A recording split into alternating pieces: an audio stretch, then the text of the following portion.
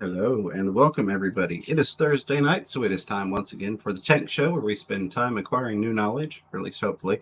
I do have, of course, my buddy, pal, and co-host Chattanooga Ed back with us this week after having some family time off last week. I hope you enjoyed it much, my friend.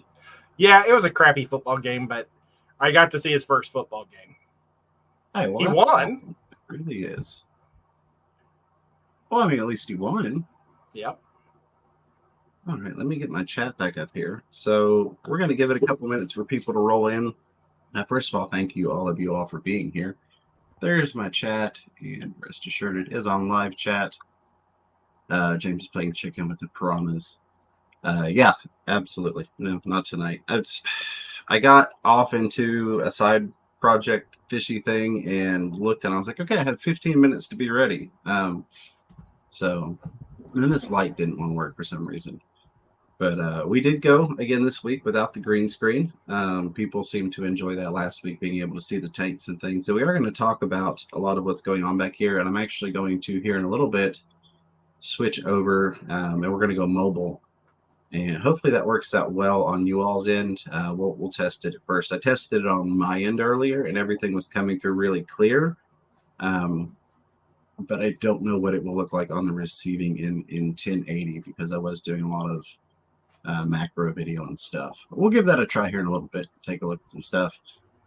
Even if the macro doesn't work, we can still look at some things and talk about some things. Let's see. While we're letting everybody roll in here, huge thanks to you all. Drinkwater, Crown Tail, Kens, Xanadu, and everybody else that jumped in here. Drinkwater, I only cleared that message because the codes will work whether you're a member or not. So I cleared that off, but I appreciate you bringing that up in the chat. I really do. If I were better at merchandising myself, I would have done something. Thank you. Tonight, we are trying to wait, give John a couple minutes because I know we usually have a bunch of people jump over. And they hate coming in the middle of a conversation, as do most of us. So I guess some updates would be in order. I did get a second set of zebra danio fry, which is kind of part of what we're going to be talking about tonight.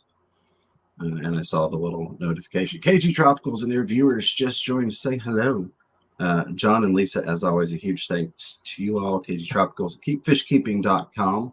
Always appreciate their send over. I always hate having to miss the last part of their stream, but it is what it is. It is. So thank you all for sending over, and thank you all for being here. There, I see the numbers starting to roll up a little bit. So in just a second, we'll get started talking about our topic for the night. I even made a couple of notes over here that I'm gonna try and make sure I don't miss anything on. But yeah, we'll take a look at those here in a little bit. Those zebra danios, along with some other stuff and some live food cultures and things, and kind of talk, what are live food cultures, why they're important, and a whole bunch of other breeding stuff. Anything to update on your end, my friend? I don't know. I've just been working hard this week on setting up my second fish room, and there I'm going to be doing a lot of breeding in that room. This is the goal for that one. It's going to be more of a functioning fish room for breeding and getting lines down, because the fish room I have right now is more of just for prettiness, and I love it because it's like my zen place. But I don't have I could have so many more tanks in there, but I don't, because I prefer to look at them. Absolutely. All right, I see there the number just jumped on the viewers. So we will jump into our topic. Actually, I'm going to answer Matthew's question real quick. Any small cold water fish for a 5-gallon or colder water? I always do like some white cloud mountain minnows. Those things go in all sorts of different temperatures. So that would be one to look at. And I can address that a little bit more here in a bit. But first off, thank you all for joining the KG Tropical stream. Appreciate you being here. Tonight we are talking about breeding fish and live foods. I guess the first thing when it comes to breeding fish is to kind of divide off into what I would call passive breeding versus dedicated breeding. Passive breeding would be kind of like, oh, hey, look, looked in today and there's some guppy fry or my pleco spawned or things of that nature where you're just kind of letting it happen. You're not really putting a lot of work into it. And could even include so much as even just making the right environment for the fish without necessarily intending for them to breed. Like, oh, I have a bristlenose pleco, I'm going to add a cave for it so that it's, can feel more secure. And feeding high quality foods, which we're going to talk a lot about tonight. And then you get more into the dedicated breeding, and there are all sorts of points on the spectrum that you can be at in this. So it's kind of a top-down approach that covers everything in between. We're not going to get too in depth on how to breed any one particular type of fish, but we're going to go over some basics for things to look at when attempting to breed any kind of fish. If you are looking to just do like some passive breeding, some great things to have are like guppies, neocaridina shrimp, bristlenose plecos. Those for me have always done extremely well, even if I'm not trying to breed them. They just breed because of the diet that I tend to feed. Cory cans will surprise you sometimes too. They will. They definitely will. Not quite as much as the guppies, but yeah, like I know panda cories have bred several times when I wasn't really trying to get them to breed. I'm like, oh look, there's eggs, and that was just a cold water change that triggered that. But when we look at, okay, I've got this fish I want it to breed, that's when we get into conditioning, and part of that is the setup. So you can look at things from, depending upon the fish, picking a specific parent set. Do I need to have a pair? Should I have a trio? Should I have a reverse trio? Which, for anybody that doesn't know, that's 2 males and 1 female. Is this a colony breeder? I mean, it goes way down the rabbit hole, and that's something where you'll kind of want to do a little bit of research on the specific fish that you're trying to breed. Another part of that, when you're looking into that fish species, I swear I can English, and trying to breed it, is look at what the expectancy is if you do breed them, meaning how many babies do they tend to have. It's great to go, I'm going to breed angelfish, and then you go, oh, okay, I've got 300 angelfish now. I don't know what to do with them.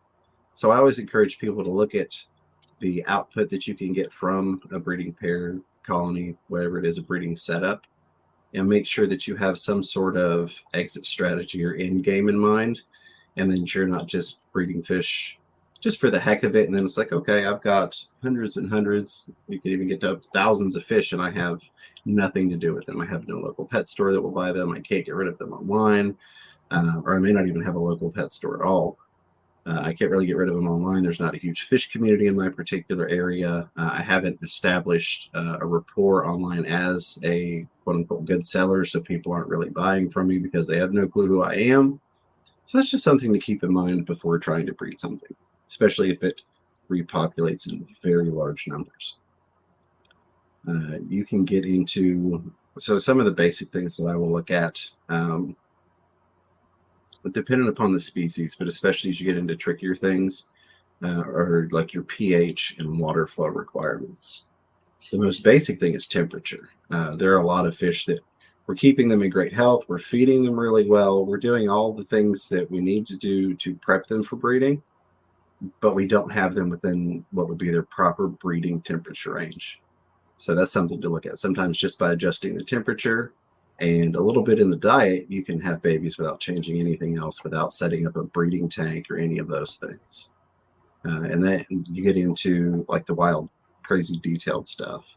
Like for zebra plecos, it gets into pH. It gets into, they like a very high flow, but they also like very warm water. I don't want to say hot water in terms of most fish. It's at the upper end of the spectrum. They like it highly oxygenated, which is, those two things are counterintuitive. The hotter the water is, the less oxygen it tends to hold. So you have to put some work in there. It's also been found that they like to have flow directly across the front of their caves. So getting into stuff like that can be kind of a rabbit hole, and that's sort of a one-off. Not a lot of people do that, just like not a lot of people breed piranhas. When I bred piranhas, I mean, I got down to the point where I was simulating the wet season and the dry season, really raising the temperature up, dropping the water level down, waiting for a big storm front to come through that was going to last for hopefully a couple days, which we're in East Tennessee. That happens all the time. And then using that Stormfront barometric pressure changes along with adding in the cold water. I even had a rainwater kind of refill simulation set up. It's like you take one of those flat Rubbermaid totes, it's meant for like under bed storage, drill a bunch of holes, and then run your refill hose into that over the tank so it's dripping down everywhere versus just dumping it on one side. You can get into some crazy stuff. Most things you don't really have to do that though. The biggest thing that I've noticed in terms of triggering a lot of fish without really even having to change anything else, even sometimes not changing temperature, can be the introduction of live foods. Case in point, just amongst many things. This right here, I've got about 15 zebra danios in there.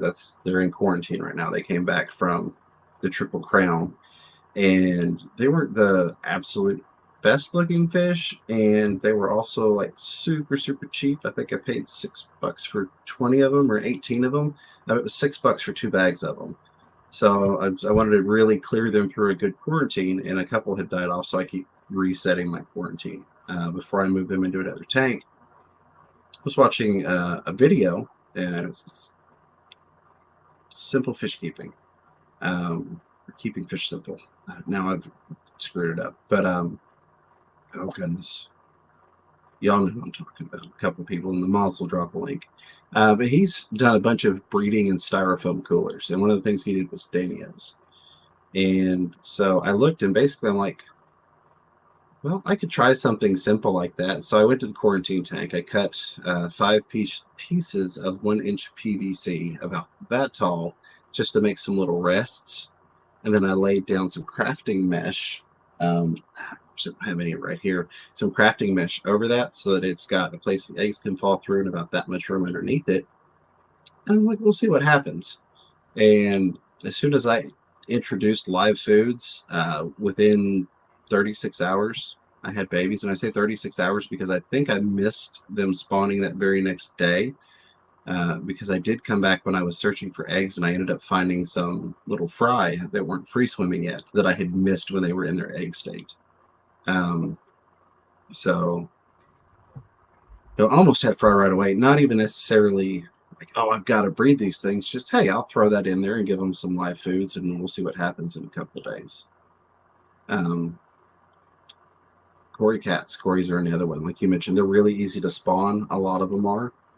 Even with just a cold water change. But if you introduce some blackworms for some Cory cats, at least a lot of them, I won't say that applies to all of them because I don't know for sure, but a lot of them, just adding in those blackworms and getting them on that live food diet of those has been known to help trigger spawning.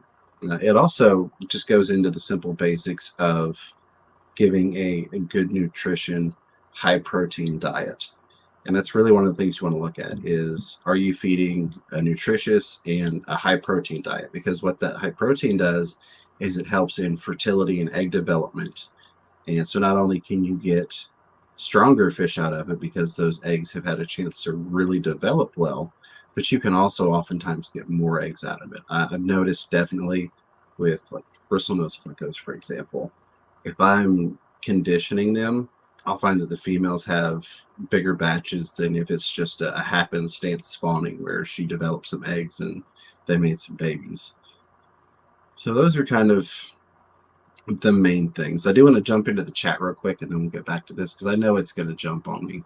And right here, Patrick Hardy saying hello, Fisher Fever, Chattanooga, Ed, and everybody.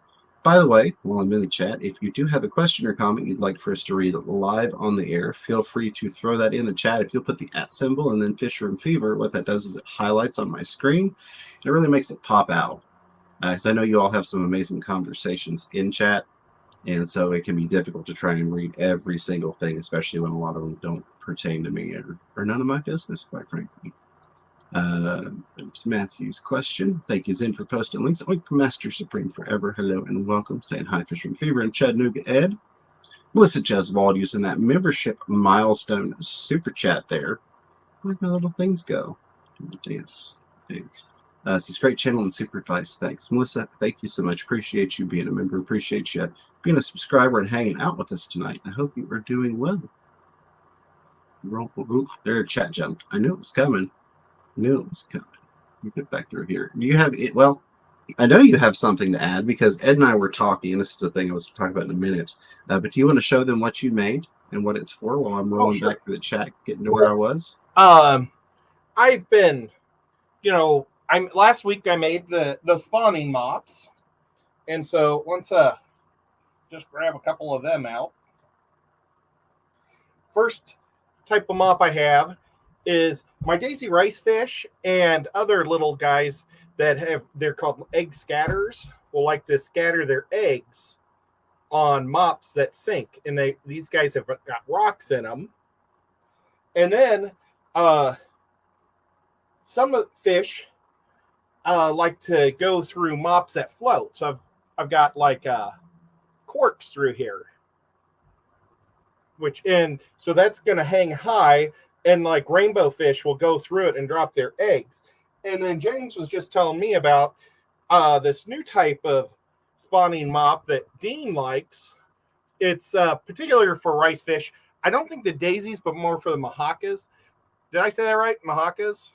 The Madakas. Madakas, that's it. I didn't think that sounded right when I said it. But they want to scrape their eggs off their little body. So this is like let's see if I got. Yeah, and I did quote unquote rip that off directly from Dean. I saw him talk about it in a video, and I was like, "That's genius." These are scrubby brushes and a pool noodle. And I don't know what I did with my pool noodle, but I just cut an inch of pool noodle off and shoved it in there. And for rice fish, they're just like in a 10-gallon tank. So it's like, yeah, I could do something real long like this and just cut it short. But that's pretty neat that they actually just scrape their eggs onto these things. So I can't wait. Yeah.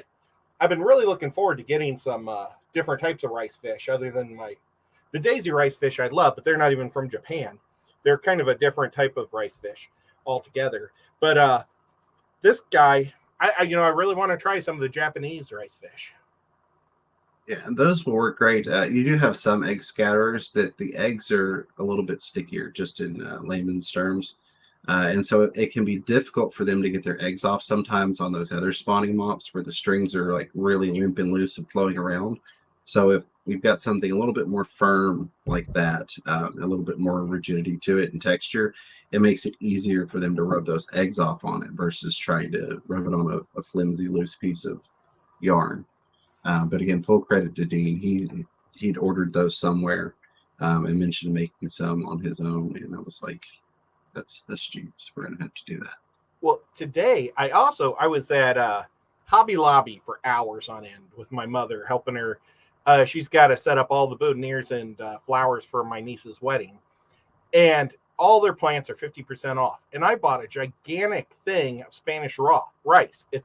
Spanish moss. It's all plastic, but it'll work fine it almost looks like guppy grass. It's crazy. And I should have brought that down. I wasn't even thinking. I forgot all about bringing in some stuff for you. Oh, it's all good, my friend. I appreciate you making that right there. See, Patrick Hardy with the $3 super sticker with that fist bump exercise pair. Patrick, I appreciate you, my friend. I'm going to do a little dance. Thank you so much, Patrick.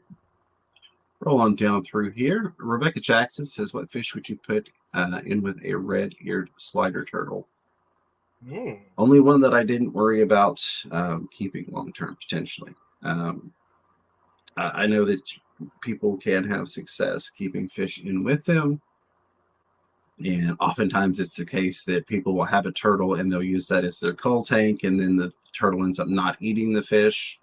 But I also know people that exclusively buy fish to feed to their turtle. Like they'll get a turtle and then the setup, they'll have a bunch of feeder guppies or feeder endlers typically. So I wouldn't put anything in there that you're attached to or are going to get attached to. And then you could, if you've had him for a while or you've had the turtle for a while and you've tested it with some fish that you weren't attached to and that turtle's just not interested in them, you could attempt to put something else in there that you would like to have in there. That being said, there's always the risk that one day that turtle changes its mind, or maybe you put in a fish that has a different color or different body style or different movement style and it's swimming, different finnage, and that attracts the turtle, whereas the other one didn't. So in all honesty, I don't put anything in with my turtles unless I don't care if it gets eaten. Kind of like with the piranhas. And fast fish can be also eaten by those because, they're ambush predators. So Absolutely. they'll just sit and wait until it comes into their mouth. Definitely. Leslie Perry said, is passive the same thing as accidental? LOL. Yes, I would definitely put that under there. That's mostly what that's covering is the accidental breeding or the minimalist work of, I put a cave in there because my pleco likes caves, and they made babies in it. Or, I feed a quality diet to my guppies and they make tons of babies, things like that. Or I put extra hides in for my shrimp so that some babies can develop without me actually trying or attempting to breed. Pegasus Arena says, epic newsy, my friend. I go look at a 3-bedroom tomorrow morning at 9 a.m. Central Standard Time. Wish me luck. Good luck to you. I hope that works out, and that is the housing that you and your family get into. And I hope you're doing well, Pegasus. For sure. Patrick Hardy with the $5 super sticker. Thank you so much, Patrick. That's the mic drop pair right there. It kind of dropped. I left it a little loose on the stand there. So we do kind of a mic drop. Thank you so much, Patrick. Really appreciate you. Get 2 thumbs up from me, my friend. All right, let's roll through here, and then we're going to jump back to the topic here just a second. Cover a couple more things, and then we're going to switch over to that mobile live feed and look in depth at some different things. Steve P. 2003 Aquatics, been a member for a year now. Thank you, and also congratulations, because I know a lot of you all look forward to those milestones. Says, hey all, happy Thursday.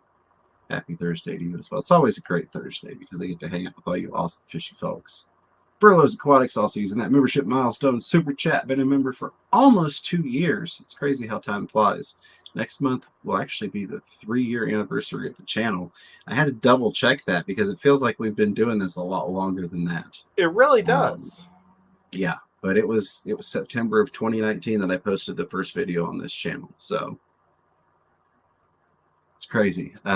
Furlough said, howdy, gents. Hope you boys are doing great tonight. Doing fantastic, Eric. Furlough, I hope you're doing well. Hope the family's well. Hope the fish are well. And appreciate you being here and being a member, my friend. Let's see, what are we going to give him? We'll give him that one. Just randomly pick one. We'll do that one there. All right. Go on down here. And by the way, I'm not just doing the super chats at this particular moment. There's just no questions or comments in between. So that's what we're grabbing as we roll through. Our good friend Rico Stan with $5 super chat says, can't chat, but I'm listening. Have a good stream. Rico Stan, my friend, I hope you're doing well. If you need anything, just reach out to me. Appreciate the super chat. Appreciate all the support that you give. And hope you have a wonderful night, my friend. Thank you for hanging out with us. Hippie John the Fisherman, been a member for 2 months now. Says, can't wait to have a late night talk again.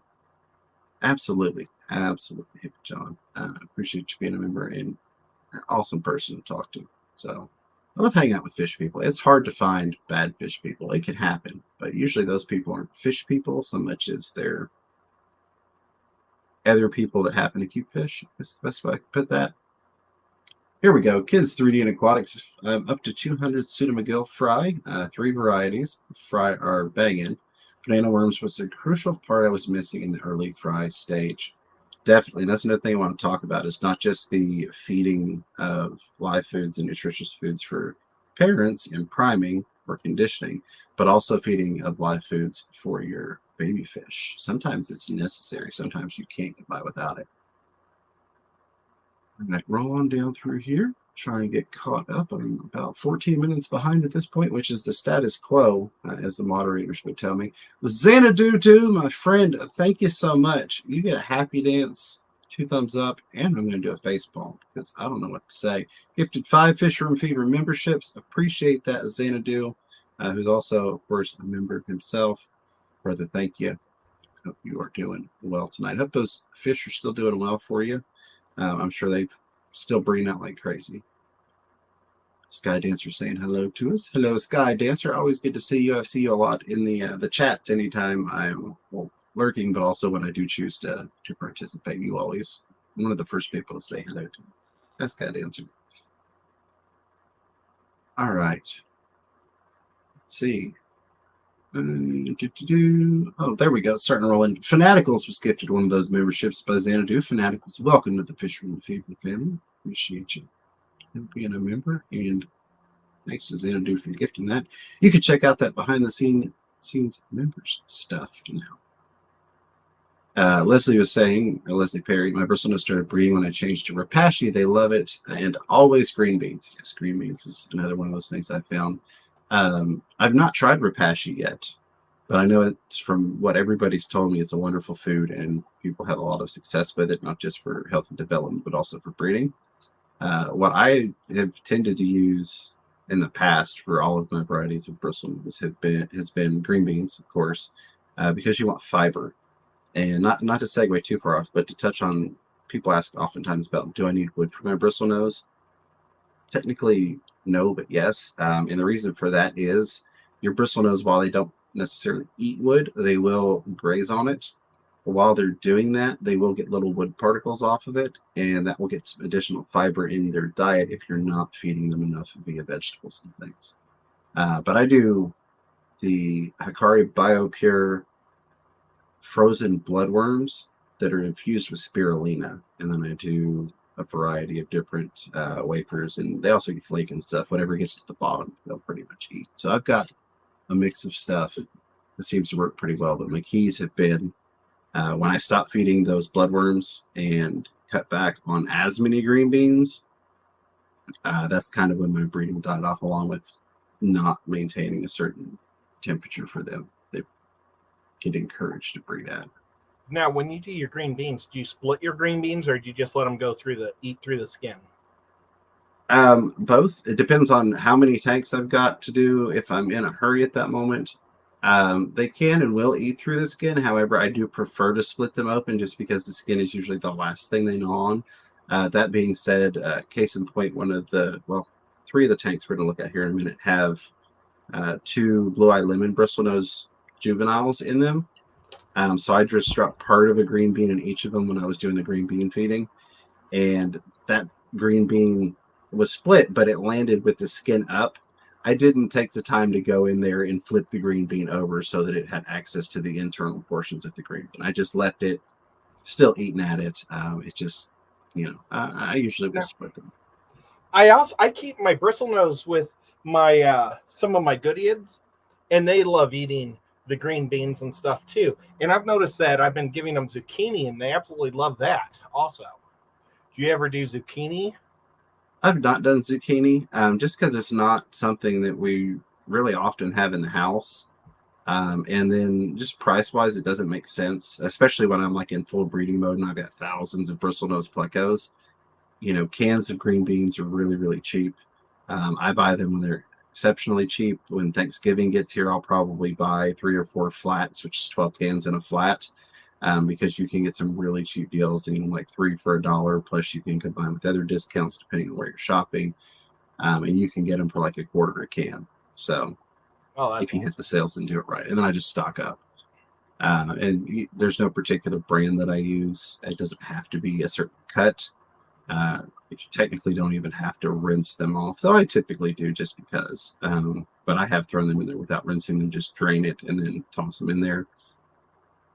So there's really not a lot of specifics. And then, like you've mentioned in the past, credit to you, Ed, you can get the bags of frozen green beans. So if you just have a couple plecos and a full can is not worth opening, you can just pull 1 or 2 or however many you need out of the green beans, thaw them, and then feed them that way. I've been doing that, and I've had the same bag for almost 5 months now. That's awesome. That is awesome. All right, you jumped again on me. TJ, I see you showing all sorts of love, my friend. Thank you. I will get those here in just a minute. All right, there's Fanaticals gifting there. There was Paul saying, throw me off topic. Please add Fisher Fever with the @ symbol to your question or comment. All right, get down through here. Patrick Hardy, thank you again for that $5 super sticker with that mic drop hair. Appreciate you very, very much, Patrick. All right, there's TJ Autocross with $10 super sticker with that cute little thank you fox. Awesome. I think just wanted the imitation of that. Really, really appreciate you. Hope you're doing well.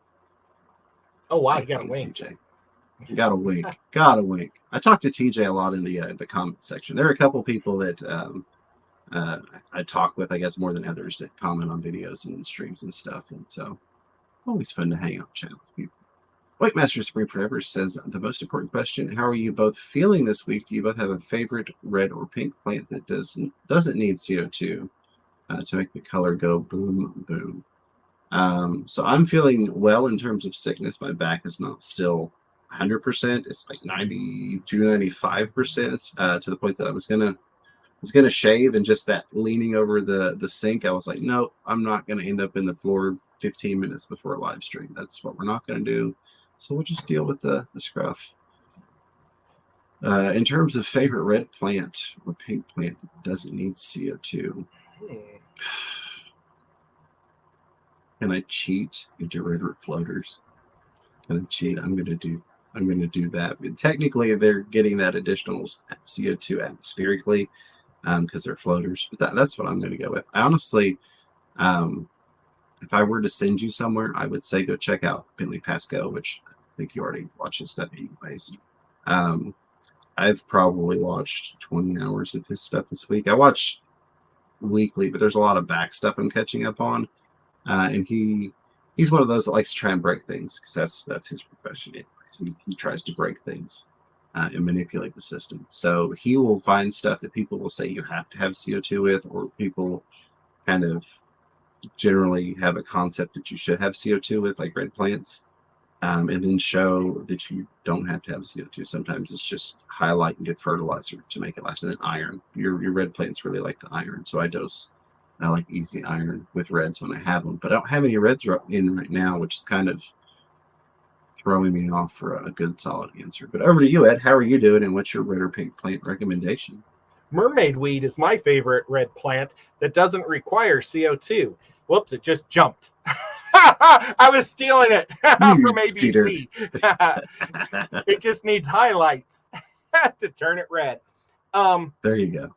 For red plants, I have probably spent over $200 trying to get those pink flamingos to go.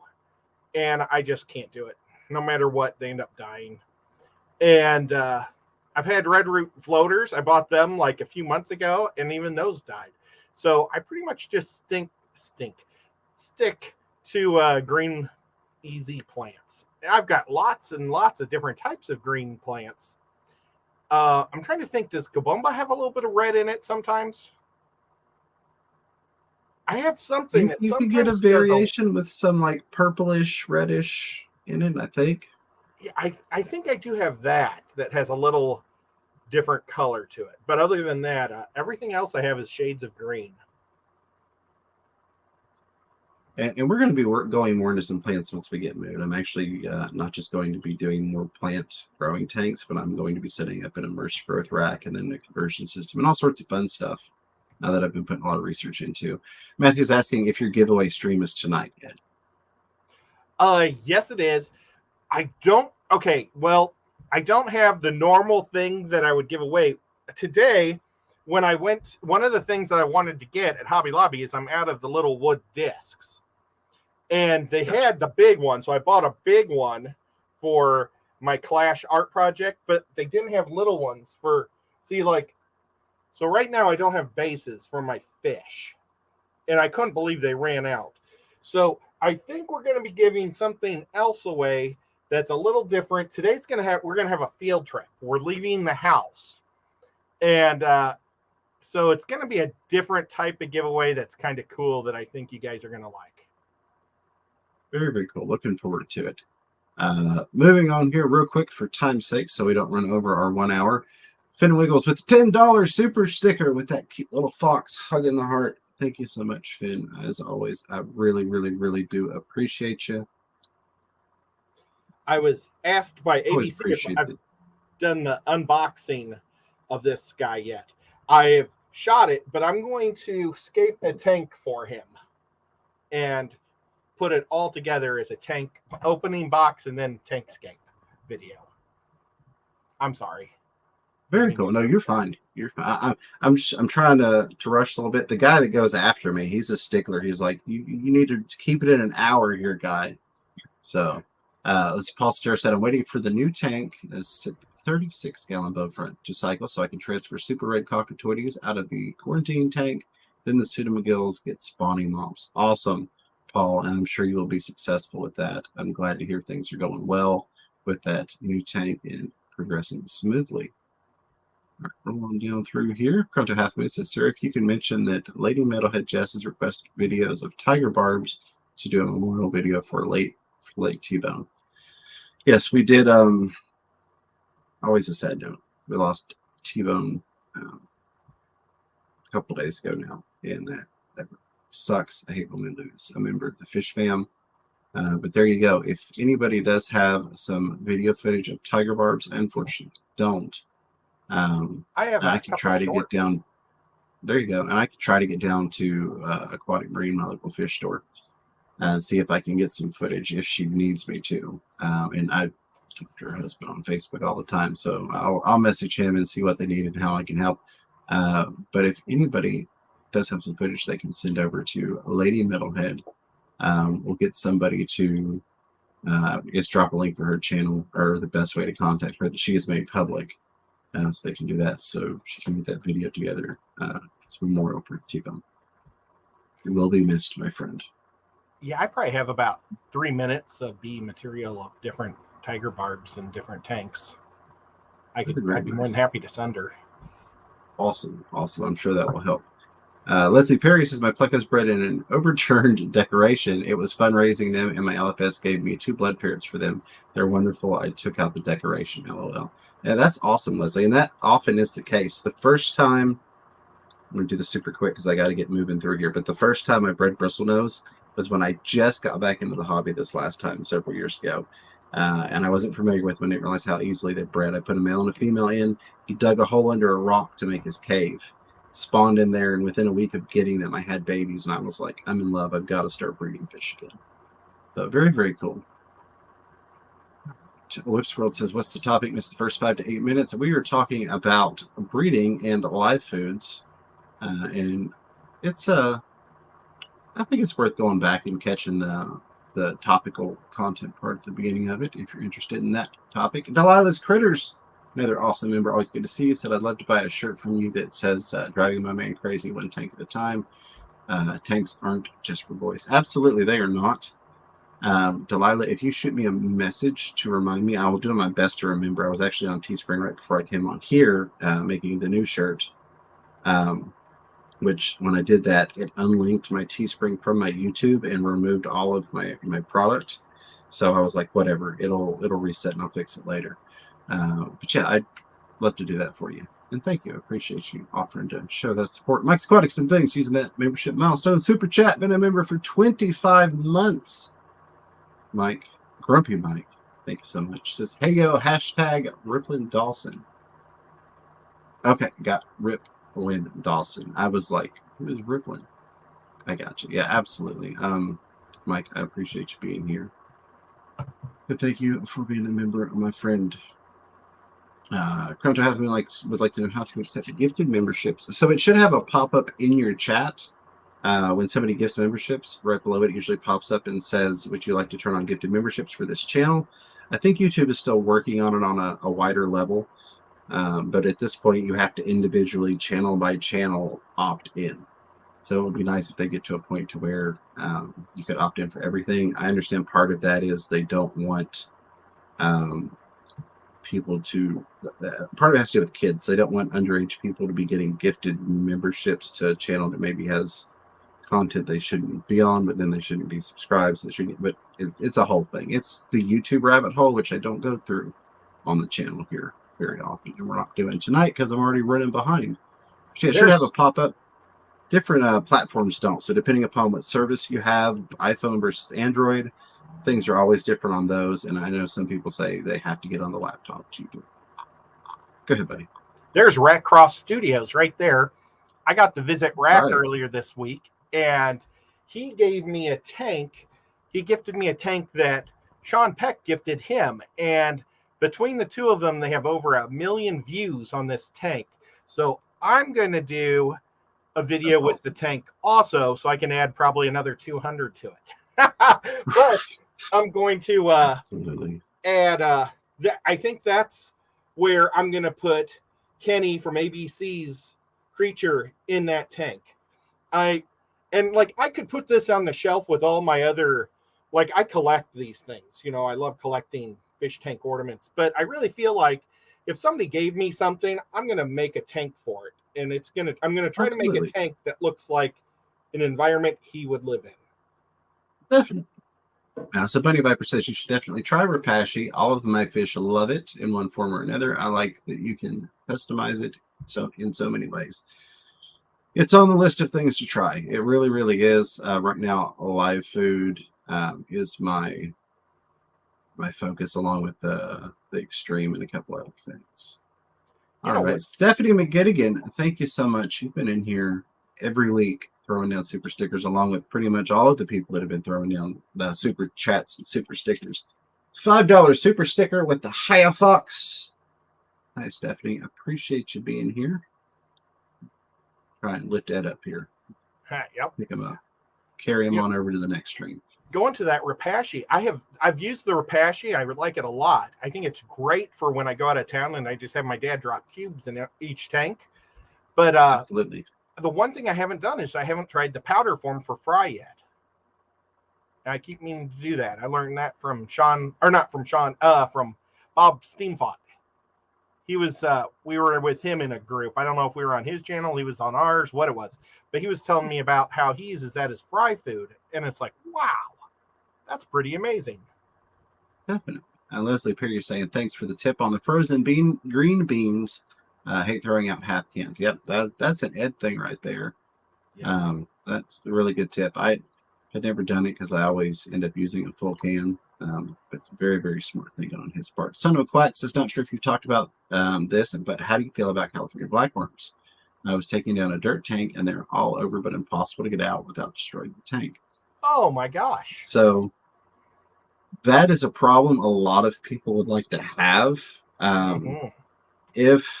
If you could get something in there, like I would unleash a pack of Cory cats in that thing and just let them go to town. I was watching one of Cory from Co-op's videos, and he threw in like a half pound of blackworms into a tank with not a ton of Corys, but an appropriate amount of Corys.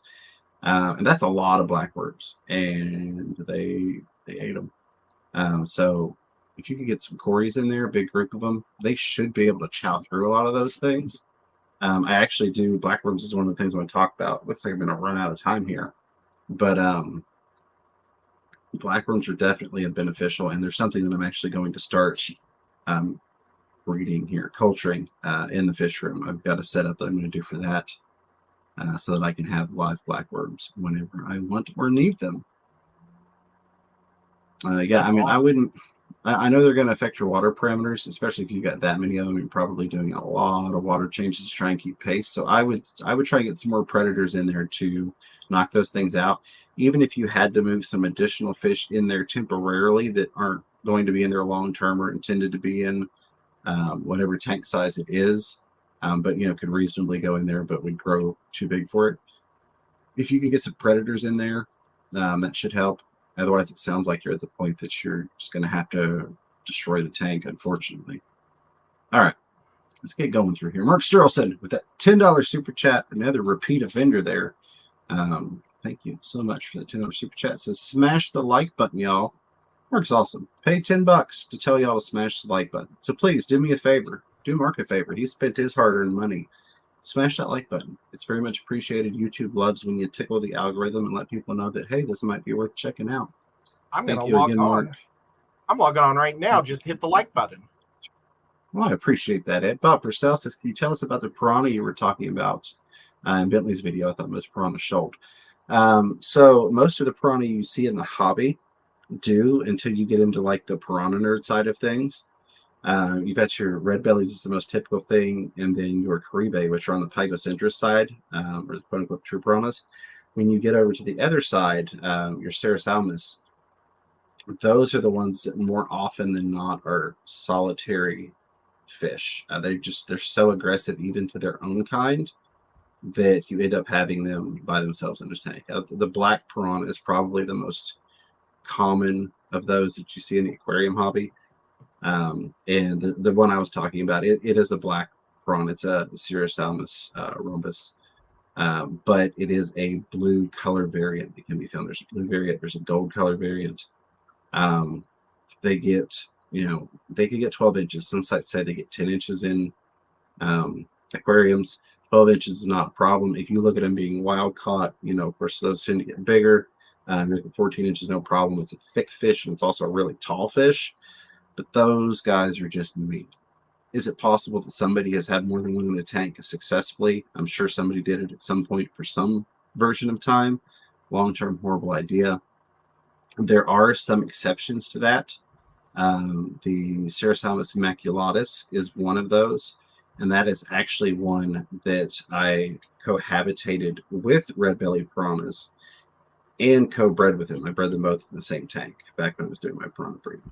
The only reason that I even attempted that was when I went to buy them, trying to be quick here, the person I got them from had listed red-bellied piranhas. So I went to pick them up. They were wild caught, shipped to him from a buddy that was a minister in South America on missionary work. And some of them were red bellies, but some of them were also immaculatus. Since he already had them together, I just kept the max in with the reds. Ended up breeding the red bellies. I would say that probably had some fortune on my side for breeding the max, because a lot of times you get hormones and things like that when you're trying to breed fish, which was something I wanted to talk on, but I think we're going to run out of time before that, because I haven't even jumped over to show you all the other feed here. So we may do a part 2 to this next week, because there's still, I could easily cover another hour on tips and things like that, but I didn't want to completely ignore the chat. I didn't want to. I've got a bunch of breeder things too that I forgot to bring to it. But yeah, that's the piranha bob. It's a black piranha, but it's a blue variant. And I appreciate you asking. And I'm glad you're subscribed to Bentley. I love that guy. He does awesome stuff. Bentley's the best. Paul Steros, a Tiger Lotus for the win. There you go. That would be my answer right there. Thank you, Paul. That's why you're a friend and a moderator. Fishaholic says, howdy, just lurking while working. Hope all is well. By the way, why we are not seeing Ed's fish room lately. What's going on, Ed? I don't have. I built fish tanks all the way around the room, and I've actually got fish tanks on the other side of the room in my kitchen, and it's causing it so there is no signal going to the fish room anymore. So if I get like a foot into the room, it goes dead. I just don't have signal. I can't even talk on my cell phone. And like James and he helped me set up a router to send extra into it, but it just isn't enough. So I have got to do a direct DSL line straight to it. And I bought the 100-foot of cable. I just haven't installed it yet because it's hard. Absolutely. All right. I think I've got 3 super chats and 2 things I can answer real quick. And then I'm going to at least do a couple-minute little show of the setup back here. Whipsware with $10 super chat says to the Let's Get James to the Clash Fund. I challenge you all to chase the moths out of your wallet. Whip, brother, thank you so very much for that. Very much appreciated. You're an awesome guy, and while I would never ask people to do that, you're killing it at doing it yourself. So thank you. We had that followed up by the Zid Ginger with the $10 super chats. Clash. Whip told me to do it. Zinny, thank you so much.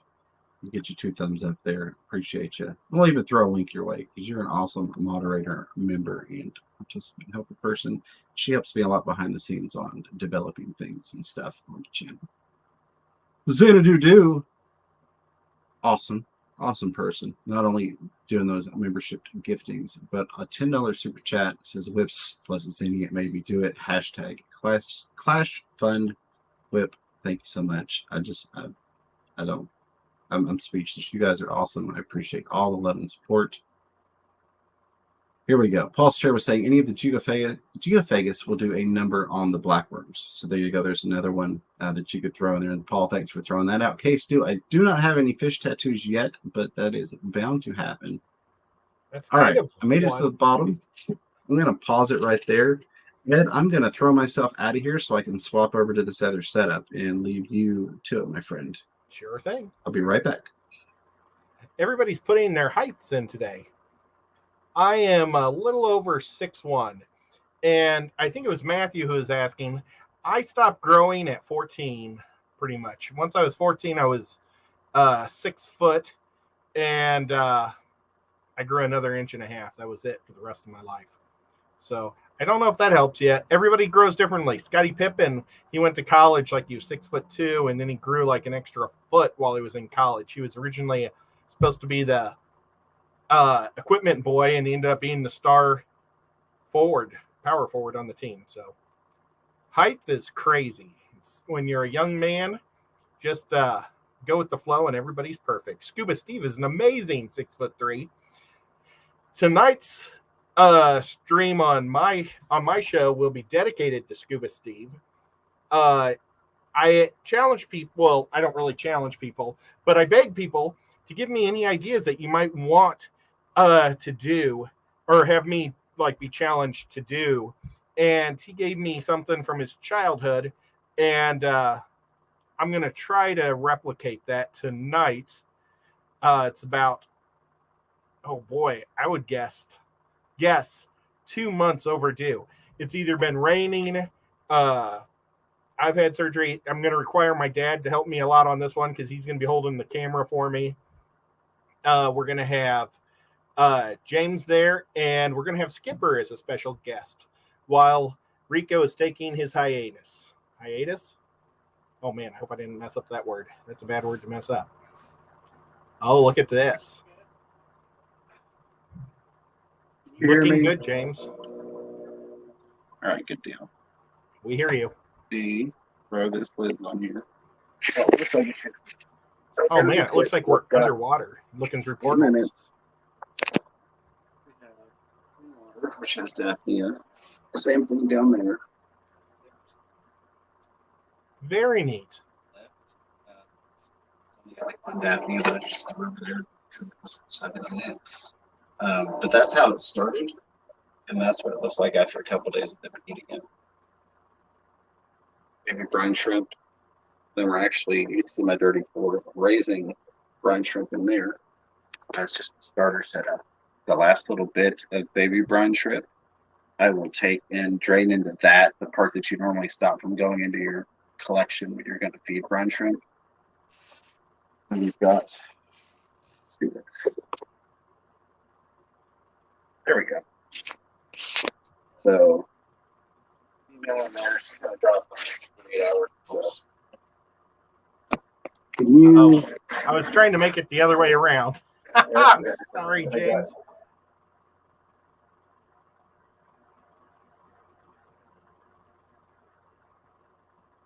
There we go. Now I can actually see how well this is focusing. Because also what I can cheat and do, I can go into my camera and I'm in the settings. I can actually zoom while I'm in there.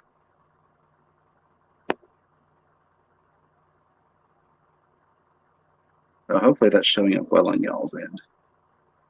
There are actually 2 drops of fry in there. Are these black Moscows? These are the blue metallic. Oh, okay. The girls were just showing up, not the boys. Gotcha. And this, I made no and I screwed up, so I might have lost 1 or 2 because I got busy and had to jump on stream and forgot I was doing a water change. But there we go. There's some zebra danio fry. Look at how little they are. There's the thickness of the collection container or specimen jar. And those are about 5 days old. They're only that big. Now, are you collecting them by just dropping a little bit of moss at the bottom of your tank and having them drop it, or drop on the moss? What I'm doing is actually taking a pipette and collecting the eggs from the tank that's up there. Let's see if we can find one of the little ones down. That is, there's one that just hatched yesterday / last night. Are those platinum albinos? They are sky blue albino guppies. Oh, neat. But if you look right, I lost him. So there's one in there, and there's one right there.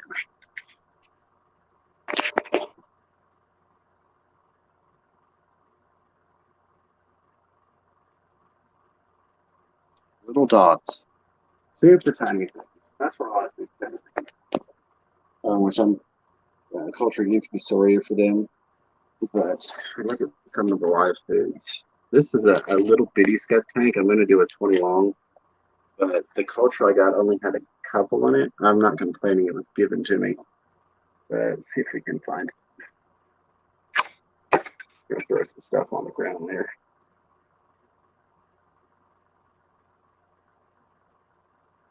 We'll come back if I see one. All right. This vinegar eels. Now you want to take this from. Now, do you keep the water on top all the time, or do you just put the water up on top when you're collecting? That is specifically for collecting and just in the jar that I'm collecting from. You can see them. Well on y'all's end. Yeah, that's a great shot of vinegar eels. Really, I haven't seen that good of shot. I don't know if I ever have. I get it's not nearly as good as the actual macro videos that I filmed, but it's not bad. You can actually see it. And then here we have fry from the tiger endlers.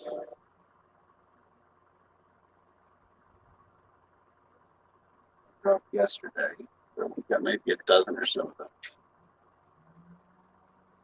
So an important thing I want to point out real quick is knowing your fish and knowing which food would be appropriate for them, not just in size, but in their living and eating habits. Let's see if I can get this open one-handed. Throwing it in the floor. You can see if we can get this to focus here.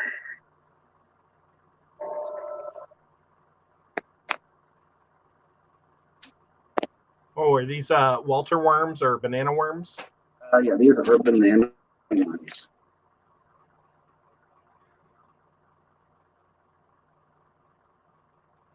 So an important thing to note is if you're feeding something like a cory cat that's going to be around the bottom, these are great because they sink. If you're feeding something that's a top feeder or is middle column that will feed from the top, these are great because as you notice in the water, they're constantly trying to get to the surface for air, so they will stay at the top. So these are horrible for feeding baby cories because they never get near the bottom. I guess they die and sink, they'll be there. These are great for feeding at the bottom, but would be horrible for your fish that won't go down and get them. And these are super easy things to culture. That's just vinegar, water, and apples. And people don't even put the apple in. And this is just some mashed potatoes and yeast in the containers, which I'm doing videos on culturing all of these things one at a time. Tomorrow's video is going to be the unboxing from Garden of Eater. Great Shelby sent us some treats, so we'll get that tomorrow. This, let me zoom out. What I did see tonight, I need to clean that when we get done under there. But they'll go in a little bit of moss, shake around, scatter their eggs, fall through that, get down there where the fish can eat them, and then I check in the morning and collect them when they're there. Very neat. Let me get you a shot of these daphne because they love light. So when I move this light, they'll start running to the top. I love that little co-op spoon. It's so useful. Oh yeah, this is kind of the co-op setup. The air pump that runs the sponge. It's in with these daphnia down here, and my hatchery that I'm running the eggs in. So let's see if I can get you this one.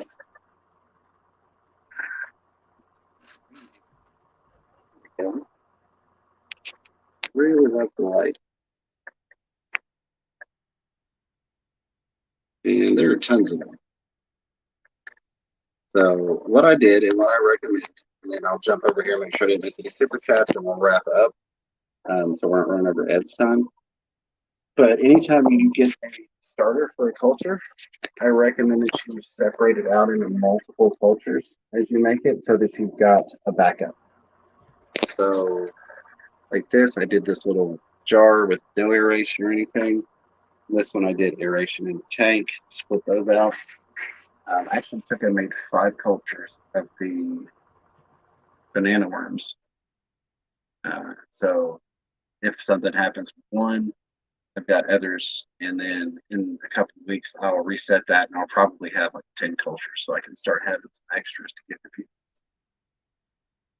Vinegar eels, I made 2 gallons of culture. I bought a 1 gallon thing of the apple cider vinegar, and you cut it 50-50 with water. So I just went ahead and did the whole 2 gallons worth of culture. Isn't it bizarre how those vinegar eels can get through the cotton? It is, and that's just polyfill right there. But they're always at the surface. They're always headed for oxygen. So when they get up to the top of there, they'll just go right through that polyfill. It's good, but all right, I'm gonna kill this, jump back over, and we'll wrap things up and head over to Ed's channel. Hi guys, that was really neat. The vinegar eels are super cool to do, guys. I highly recommend them for small fry. A lot of the egg scatters have little bitty fry, so it just makes it super nice for feeding those little guys. All right, Ed, I appreciate you covering the chat, the stream while I was spun around over there. You bet. Let me go back up here and make sure I didn't miss any of the super chats real quick. I know I had some questions I'm not going to be able to get tonight. Let's see. I should have been paying attention to super chats. A huge thank you to all of you all for that. Mystery Snow Guardian has got one of those memberships. Congrats, Mystery Snow Guardians, and thank you again, Zayna Dudu, for gifting those 5 memberships.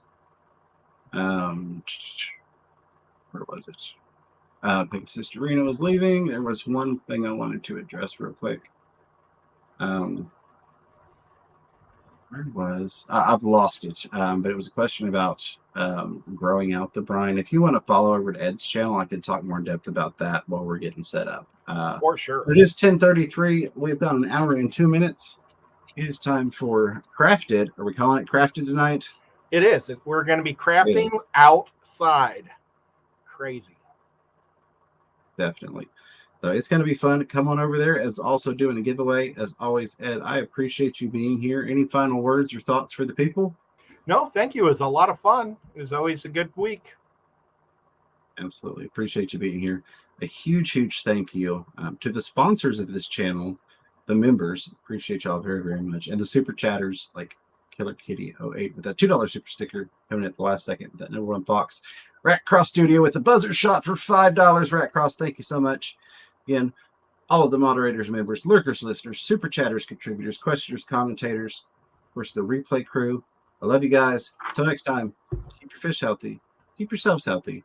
Don't be afraid to catch yourself a little fish room fever. Carlos Diaz, thank you for the $5. Take care, everybody. On to Ed's we go. Link in the description or in the chat. In both of them.